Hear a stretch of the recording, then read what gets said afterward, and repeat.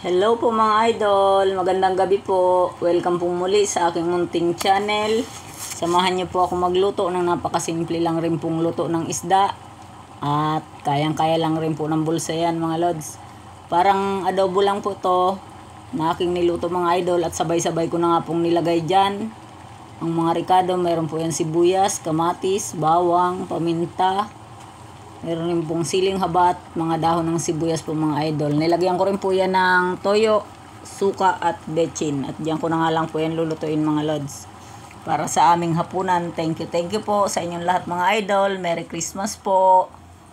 Ayan po at luto na nga yan mga idol. Kain po tayo.